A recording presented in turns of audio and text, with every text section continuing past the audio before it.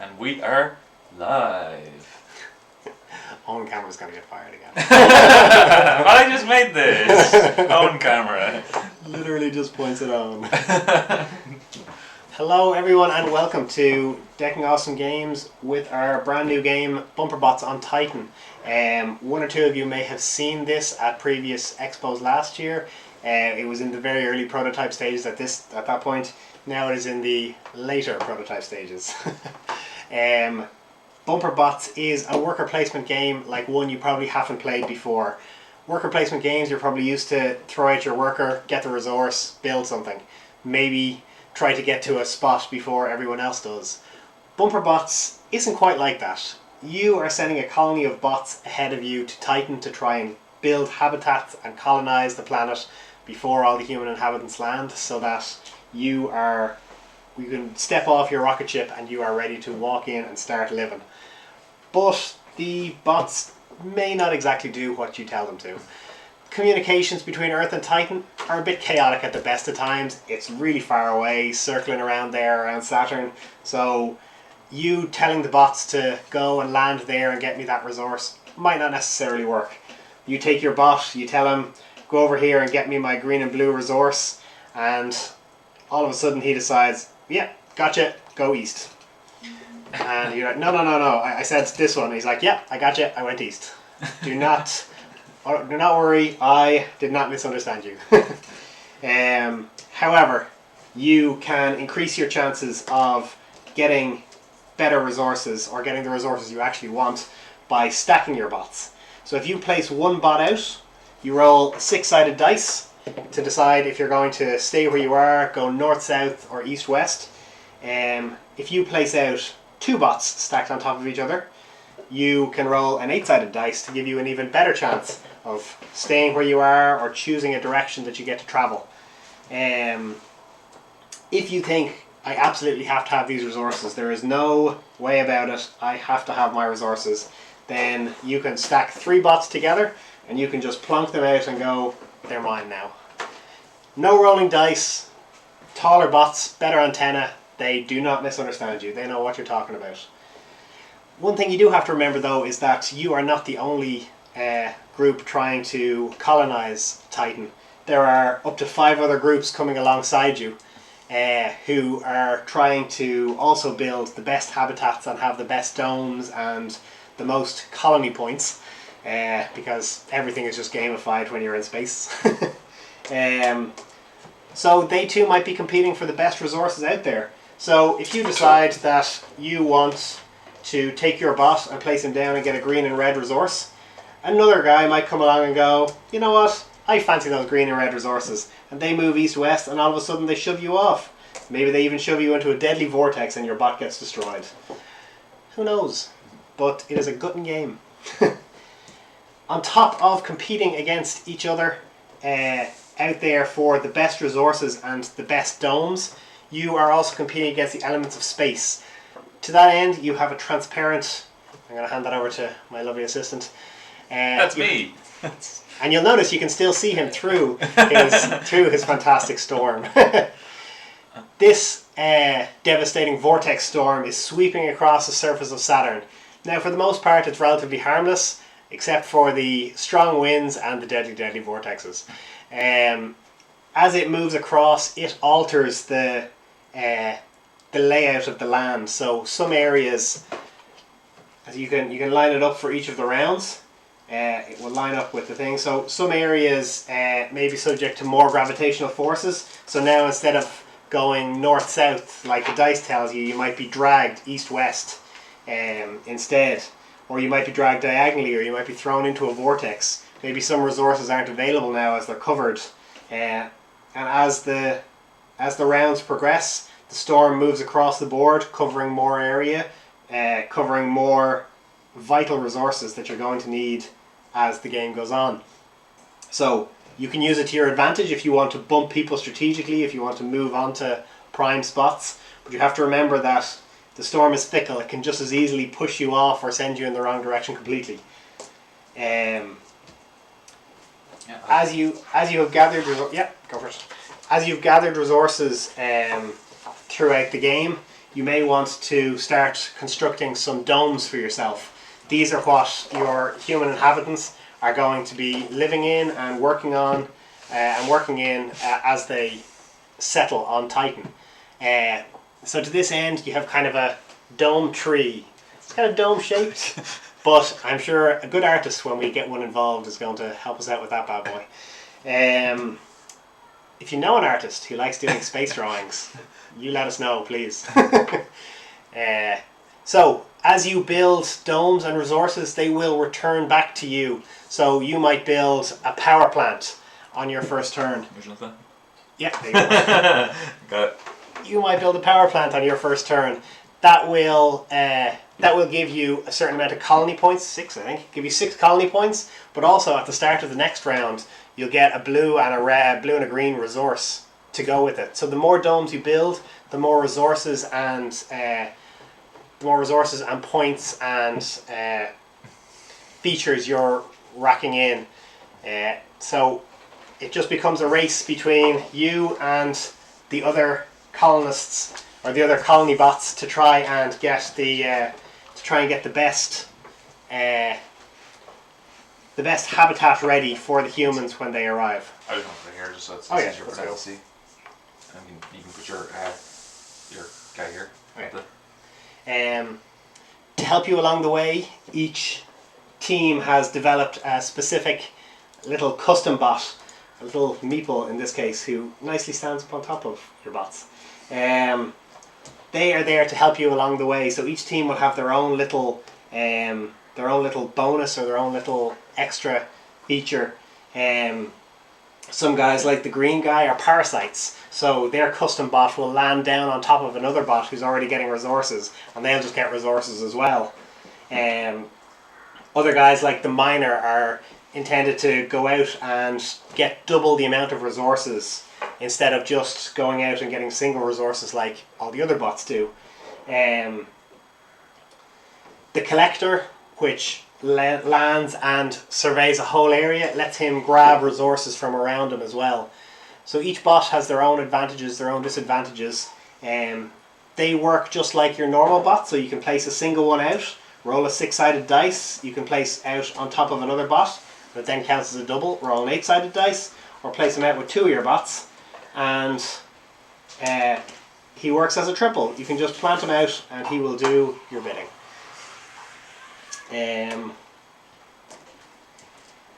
The game lasts for 5 rounds. Each round you will receive reinforcements from Earth, extra bots, more resources, that kind of thing. That in combination with the resources that you're gathering from the board and the resources that you're earning from your dome tracker mean you will essentially keep ramping up and up and up, and ideally build as many domes as you possibly can over the course of the 5 rounds. I think that pretty much covers the majority of the rules. Does anyone have any questions or anything on how the game, on any functionality of the game?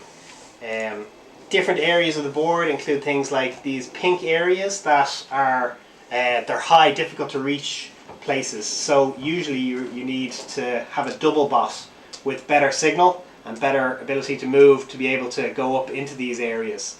However, you can just as easily be pushed or thrown in by the storm as well. Because you are on the moon of Saturn or the moon of Titan, the planet works like a planet. So if you go all the way up over the top north, you'll find yourself looping back around to south. So you can be pushed through the edges, or you can move through the edges and go up, down, left, right. On your turn, if you wish to build a dome, you can place a bot out on the dome tracker. And at the end of the turn, you can spend your resources that you've earned to build whichever dome you like. The number of domes that are able to be built decreases as the rounds go on, so sometimes it can be a rush or a competition to try and get there ahead of your opponents to get the best ones or the most valuable domes before they run out. And I think that's it. So, I suppose the easiest way to explain any further is to just demo it. So myself and Owen can run a quick demo round with just the 2 of us, and we can take it from there. Okay, So, I'll create some, pick some of these random ones up, and then just pick one. And this will be you. and blue. And red. Nice. Unless you want to pick something specific. No, blue's good. Go for it. So each player will have their own little player card, which will give them details about their custom bot and what it can do. We'll give you just some rules and instructions, the turn order, and a component exchange. So if you find yourself with an absolute abundance of red and you desperately need yellow, you can swap them in and swap them out. So first turn, each player starts with 4 active bots and their little custom bot. All the rest are just popped off into the reserves, and each player starts with 1 of each type of resource. If you are lucky enough that your bot does get knocked into a vortex or he gets destroyed along the way, for each bot that gets destroyed, you gain a little vortex token. These can be used in place of any individual resource if you want to build something, but they can also be traded back in for extra bots, for custom bots, for more points and resources.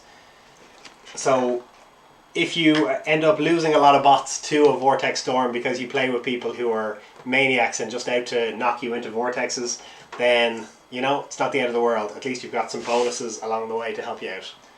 Yeah, those vortex tokens are very useful. Very good way of mitigating the fact that you've just lost 5 bots in a row to that one vindictive person who keeps knocking you into a black hole. Okay, so to decide who gets to go first, it is the player who has been closest to Titan without actually being on an airplane. So who has climbed the highest mountain, who has jumped the highest, if none of you venture very far uphill, or who simply has the tallest person that they've sat on shoulders of. Spiritually, I've been to Titan. Well, I can't argue with that. So I've played a lot of computer games in space. Well, the actual rulebook will disqualify imagination, but for now I'm going to allow it. That's how you get around this.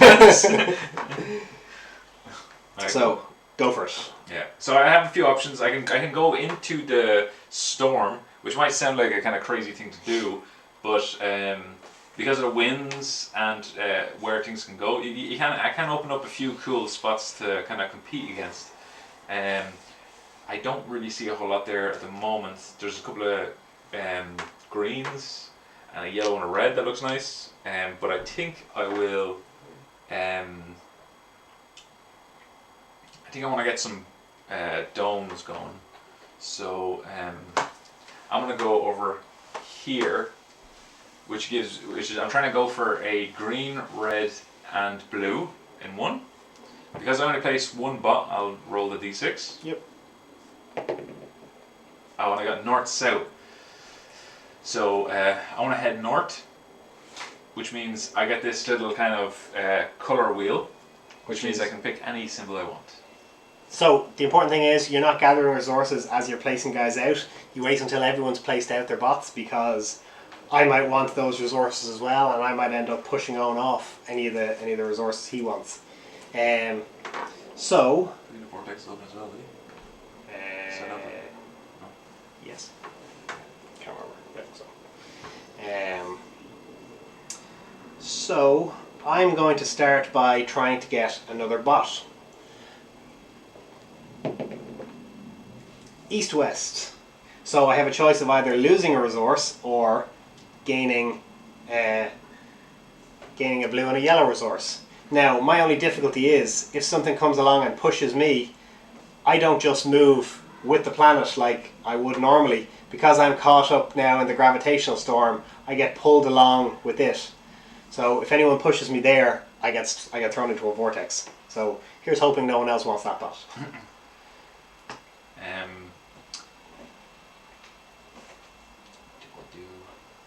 So I think I'll be placing my guy on this, which is others gain 1 blue, which it seems counterproductive, but I'm hoping that I will be pushed off to a different direction. East, west.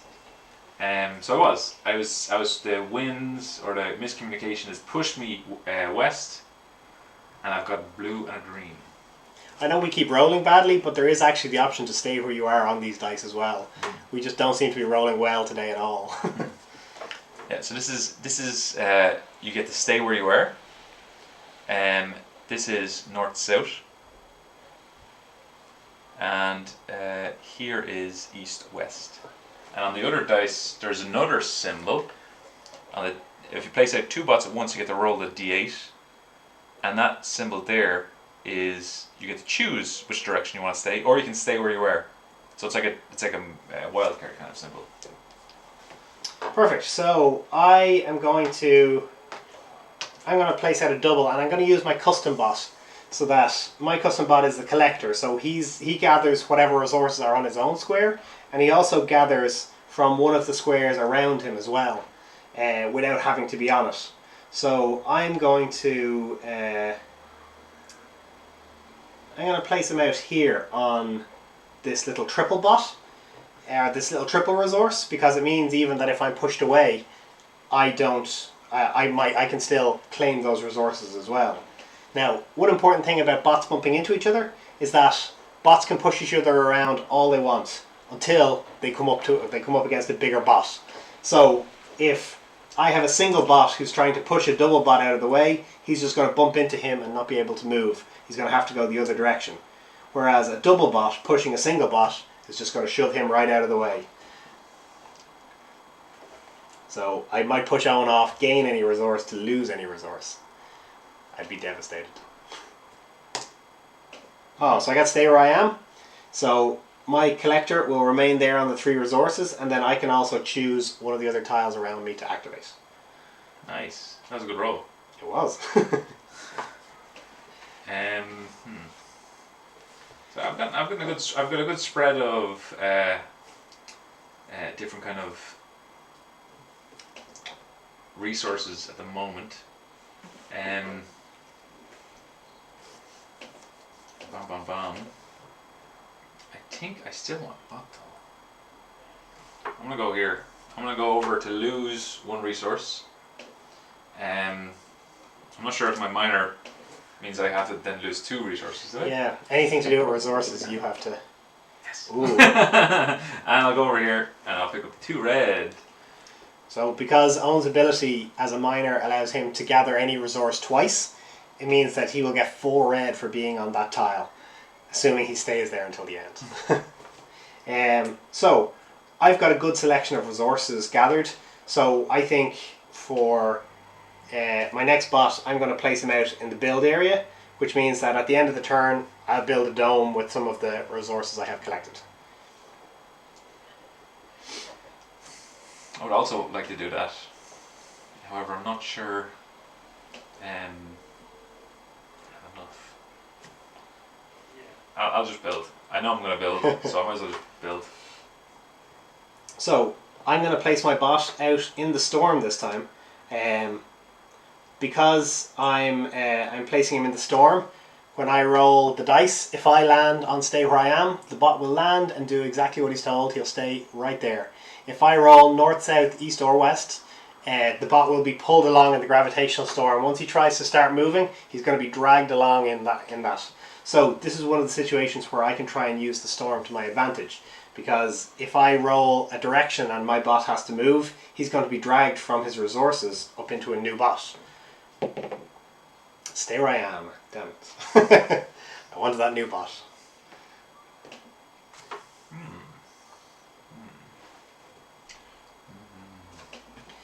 Get my little first player token. I have my last bot. For my last bot, I think. See, I want to build twice, so I shall. Oh. I really need to get some more bots. Alright, no. I can build next go.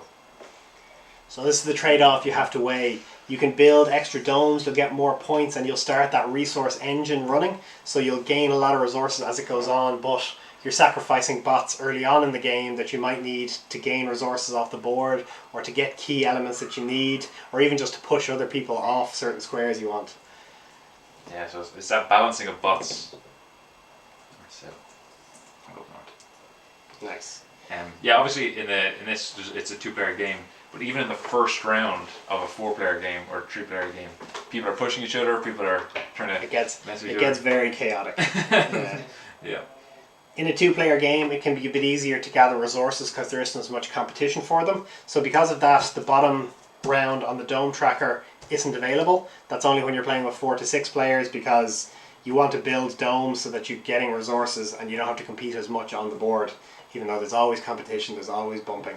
It's inevitable that people get knocked around. So for just a 2 and 3 player game, the bottom row doesn't count, so we'll just start with the next row up and continue on. But even in a 2-player game, there's more bots because there's more resources. Yeah. So after a while, it becomes just as chaotic as any other game.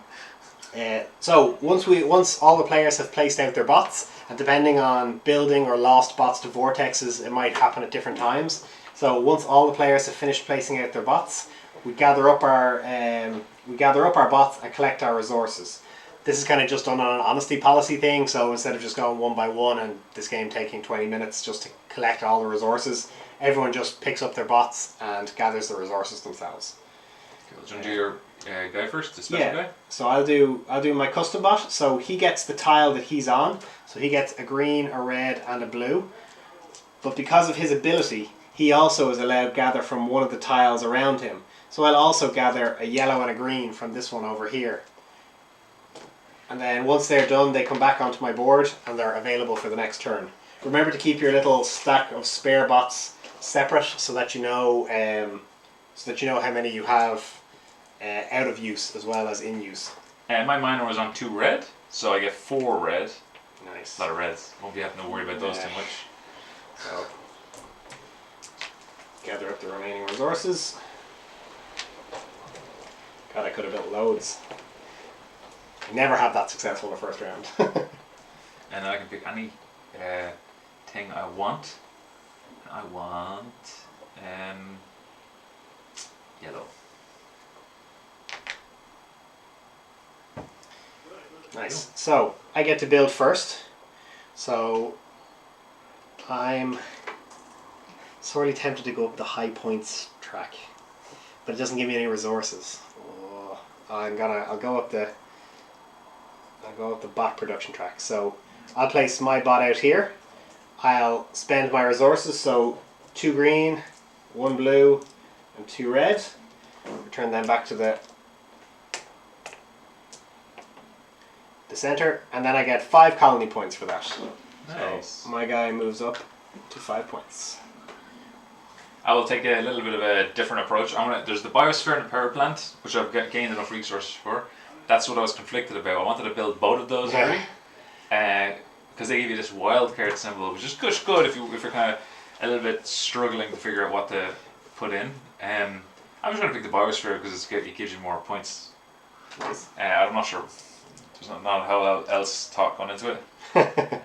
So that's 2 green and 3 blue, and I get 8 colleague points, which means I'm winning. Nice.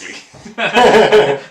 So that's the first turn over. So for the next turn, the storm moves across the surface of Titan. So you line it up with the little vortex at the top and the round tracker.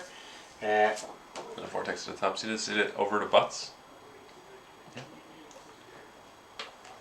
So that can line up with round 2. All the tiles should line up perfectly. And then we get our reinforcements from Earth. First player token moves on. Owen is now first player. Oh, you were first player last time. I just had the token. Oh, you just had the token. That's why it's important to keep track. We're going to make a first player token, so you know who should have the first player token. So the storm is now covering more of the board. We get our reinforcements from Earth, so round 2 we get an extra 2 bots each. So take them out of your store and you can add them into your collection. We then gain the resources that our domes have started producing. So in my case, I get another blue and a yellow resource. So I grab these 2 and plop them down. I get a blue and anything. And Owen gets a blue and an anything. Okay, so now we are ready to start round 2. 5 minutes left. Okay, so I tell you, we'll leave it there because round 2 through 5 play out in a similar fashion with more bots, more resources, more bumping into domes, more or bumping into vortexes, and losing bots, and ultimately pulling your hair out and hating your friends. Yeah, vortex tokens are really, really cool. Like the further along you get in, when there's more and more bots, these vortex tokens can be used to can they be used to reroll still? They can be used to reroll, yeah. Yeah, so there's lots of different choices you can do with these. So there becomes a whole this tactic of some people will just go lots and lots of bots and actually start sacrificing bots, putting them in more difficult situations. They can take more risks if they have more bots, and other people will go more strategic, more safe and secure. So yeah, there's lots of different tactics that will work. So, guys, if you want to stay on the stream, we're going to be doing an interactive playthrough if we can. If we might do a couple of rounds. If anyone is able to, we'll let you join in and decide where you want to go, what you want to do, where you want to build. If you guys like the game and you are very interested in finding out how it goes and when it's getting released and what it'll look like with some proper artwork on it, follow us on social media. We're on Instagram, Facebook, Twitter, the works. Just search for Decking Awesome Games. You can sign up to our mailing list as well, which will give an email. I promise you we don't spam you with email. It's like once, maybe twice a year. And we'll... if you sign up to our mailing list, you'll be the first to hear about everything. You will also be entered into a competition to win a playmat for our released game, Dice Summoners. If you are interested in picking up a copy of Dice Summoners, you can get that on our website as well. Do follow us, or do stay tuned if you are interested, because this is a very fun game, and as the rounds progress, it gets kind of more and more hectic and more chaotic as people are bumping into each other and going a bit mad all over the place. Kira is going to post up the badge code for you now, so thank you for watching and learning a bit about bumper bots. We were hoping to have this ready to go this year, but due to the lack of conventions and Corona and being locked down terribly, we unfortunately are going to wait a little while to release this, hopefully next year. So stick tight and we will keep you up to date with everything that's happening. If you are interested in buying anything from our site, the code UKGE2020 is available to give you €5 off just for this weekend if you want to buy anything on that. Buying anything on the website will also enter you into the draw to win a playmat.